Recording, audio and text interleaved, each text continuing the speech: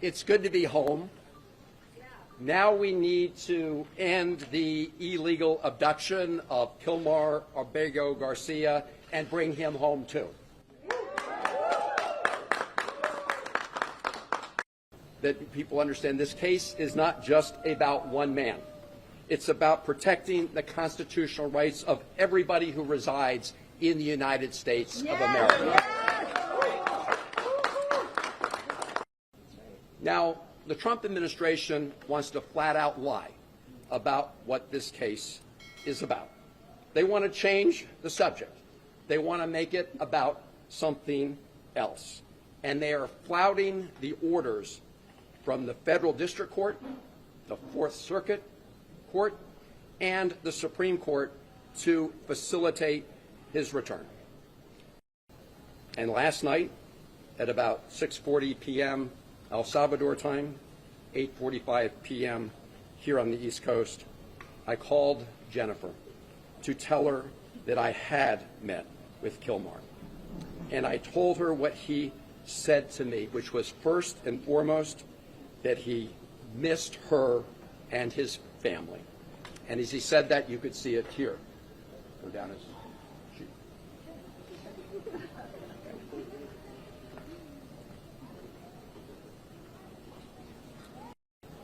On Wednesday, I met with the Vice President of El Salvador and asked if I could meet with him. The answer was no. I asked if I returned the following week whether I could meet with him. The answer was no. I asked if I could call him on the phone. The answer was no. I asked if his wife Jennifer could call him on the phone. The answer was no. About 3 kilometers outside of CECOT, we were pulled over by soldiers.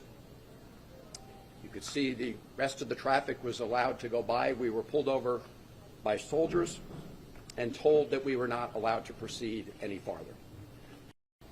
And all of a sudden, I got word that I would be allowed to meet with Kilmar Abrego Garcia. And they brought him to the hotel where I was staying. When I told him that his wife and family sent their love and were fighting for Kilmar's return home every day, he said that he was worried about all of you. That was his response. How are you dealing with this horrible ordeal and nightmare for the family? He said that thinking of you, members of his family, is what gave him the strength to persevere, to keep going day to day. His conversation with me was the first communication he'd had with anybody outside of prison since he was abducted. He said he felt very sad about being in a prison because he had not committed any crimes. When I asked him what was the one thing he would ask for in addition to his freedom, he said he wanted to talk to his wife, Jennifer. I told him I would work very hard to make that happen.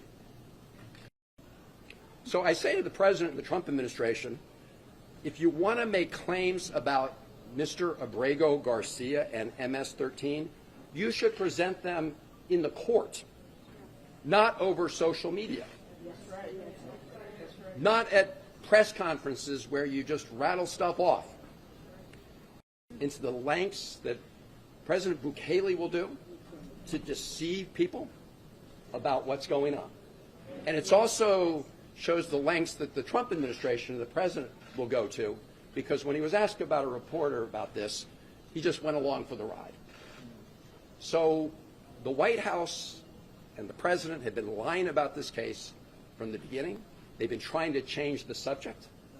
Look, you never know, but I asked him if he was okay. He said yes. He said he has I think a blood pressure condition. He has seen a doctor. So, you know, on a very cursory examination, you appeared okay. Now, I will say, just to be clear. There was some negotiation about the terms of this meeting, and we were kind of surrounded by video cameras. So I do want to say that that was the setting he was in. I should also just say, I've mentioned the fake margarita scandal.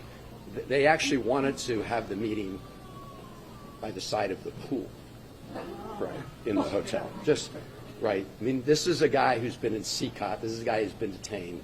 They want to create this appearance that life was just lovely for Kilmar, which of course is a big fat lie. Have you been having? Thank you all very much for being here. And